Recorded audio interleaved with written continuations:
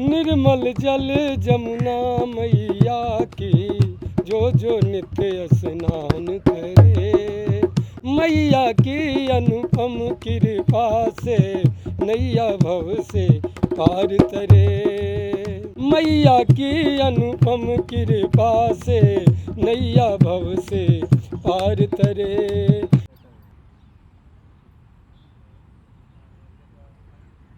सभी साथियों को नमस्कार।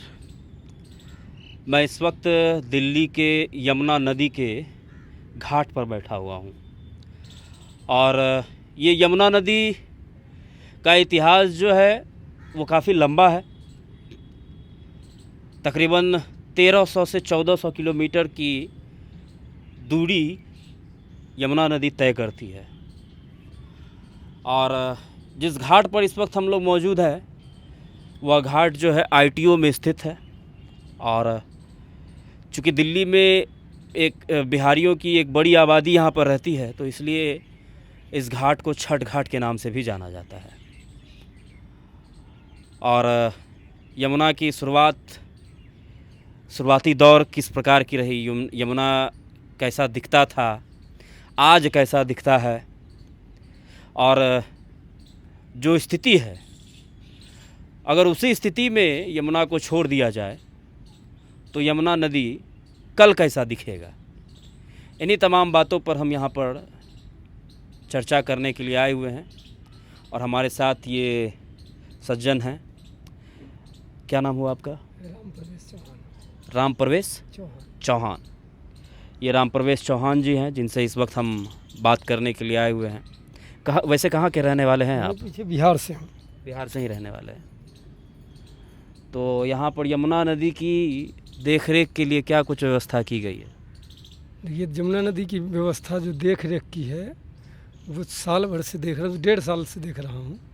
वैसे पीछे बहुत दिनों से देखते आ रहा हूँ, लेकिन जो साल भर पीछे 1.5 साल पीछे से देख रहा हूँ, यहाँ की स्थिति बहुत सुधार में है।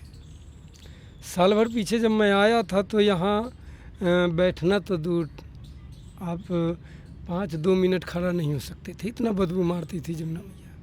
जमुना से बदबू आता था, हम नहीं ठहर पाते थे। लेकिन धीरे धीरे मैं देखा कि फरवरी के महीना या फरवरी के फर्स्ट वीक या लास्ट वीक में रेखा गुप्ता जी भरसक वो शपथ ग्रहण करने वाली थी जी। तो उस समय उससे पहले ये मशीनें लग गई।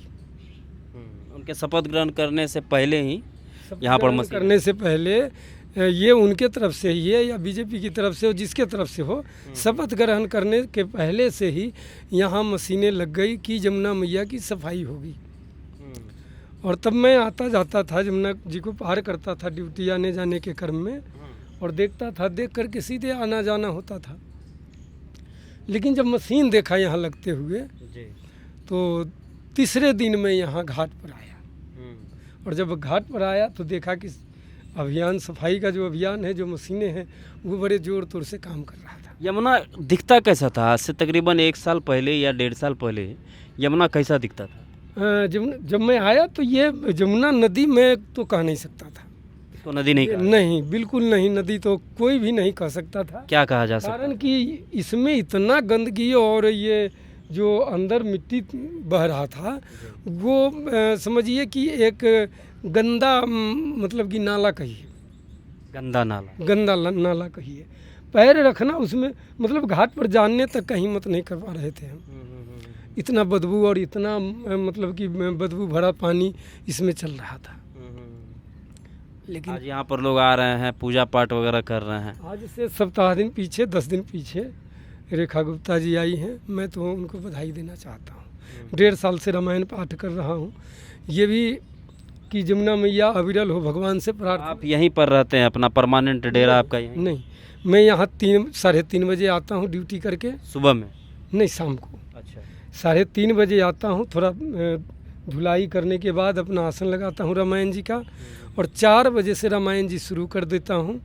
हमारे जो गुरुदेव है अशोक उपाध्याय जी, इन्होंने रामायण हमको पकड़ाए कि जमुना अविरल हो, निर्मल हो, और इनकी धारा कल कल कहत करती हुई बहे। इसके लिए भगवान से प्रार्थना करो। तो आप यहाँ पर नित्य दिन आते हैं? तो 1.5 साल से नित्य दिन ये 12वां अध्याय पाठ कर रहा हूँ रामायण जी का। 12वां में अभी अयोध्या कांड में हूँ, तो ये नित्य पाठ करते आ रहा हूँ। और जमुना मैया अविरल हो इसके लिए, और सरकार में सलमति हो, सद्बुद्धि आए, और यमुना को निर्मल स्वच्छ करने में अपना सहभागिता। आप यमुना को कितने दिनों से देख रहे हैं? यमुना नदी को लगभग आपने बताया कि मैं 1.5 साल से अभी यहाँ पर जो है पाठ वगैरह करता हूँ। उससे पहले भी यमुना यहाँ पर बहती थी। तो यमुना नदी को आप कितने दिनों से देख रहे हैं? मैं यहाँ दिल्ली में आया था बिहार से 91 में। अच्छा। और 91 से देखते आ रहा हूँ जमुना जी के। लेकिन जब मैं आया था उस समय जमुना मैया ठीक थी।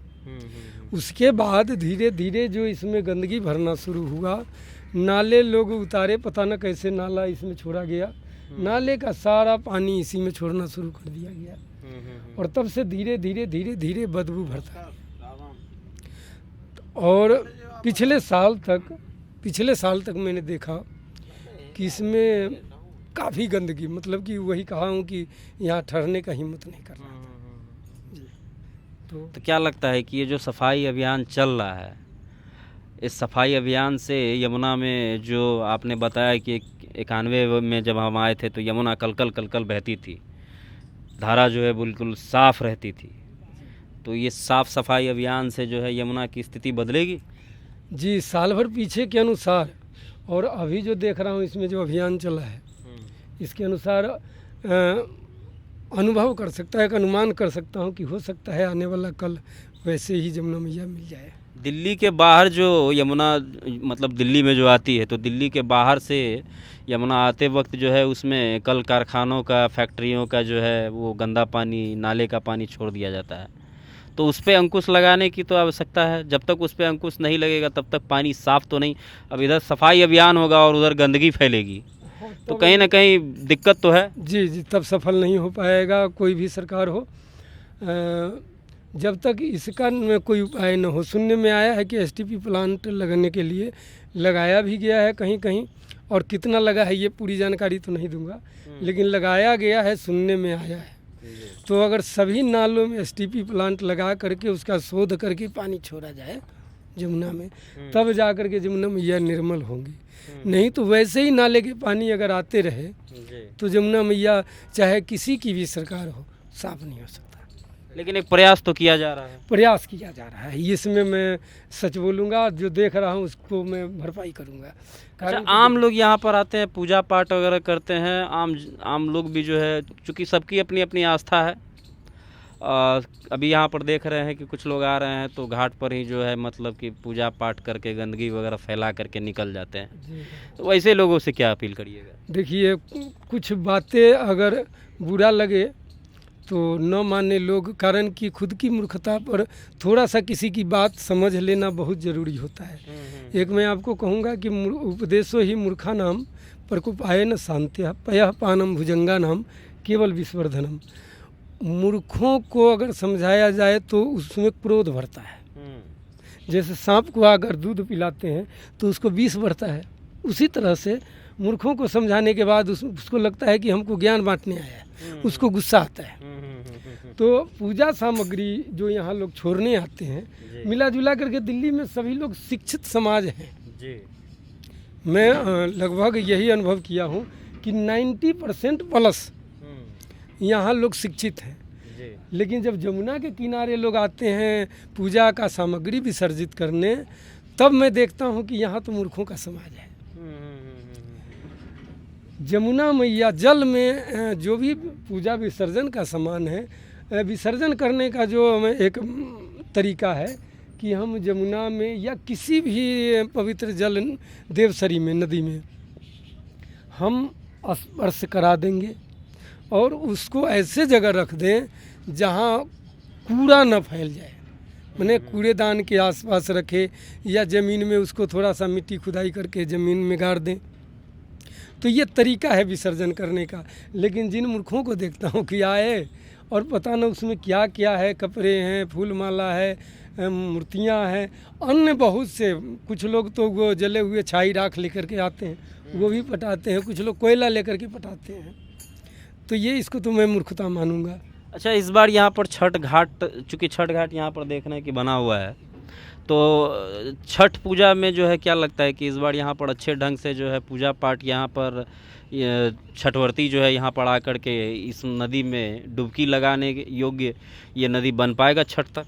स्थिति के अनुसार जैसे अभी काम चल रहा है तो साल, अब तो दिन काफ़ी दिन नहीं है, नवंबर में छठ पूजा है, तो हमको विश्वास है कि नवंबर में बिल्कुल साफ़ होंगी जमुना मैया। तो निवेदन करूंगा कि आप जो भी विसर्जन करने आते हैं मित्र बंधु दिल्ली से, तो जल में विसर्जन कराएं, स्पर्श कराएं, और दोनों तरफ कूड़ेदान है। ऊपर भी आपके लिए गाइडेंस बोर्ड लगा हुआ है, पढ़ लीजिए सरकार की तरफ से। जल में स्पर्श करा करके और कूड़ेदान के पास रख दें ताकि उसको सुरक्षित जो गाड़ियां आती है उठाने के लिए उसको उठा करके यहाँ से ले जाए। मतलब कूड़ेदान दोनों तरफ जो है वो दोनों बना हुआ है। हाँ, दोनों तरफ लगा हुआ है। तो निवेदन यही करूँगा, सभी लोगों से निवेदन, दिल्ली में जो भी लोग जमुना जी में विसर्जन करने आते हैं पूजा सामग्री, वो लोग आ करके जमुना मैया में जल में विसर्जित करें, स्पर्श करा दे जल से, और उसको लेकर के ऊपर कूड़ेदान तक छोड़ दे। आपने विसर्जन कर दिया, मैया स्वीकार कर ली, इतना ज़रूर विश्वास करें। यही निवेदन मैं सभी मित्रों से करूँगा, जमुना में जो विसर्जन करने आते हैं सब लोग से। चलिए, बहुत बहुत धन्यवाद आपका।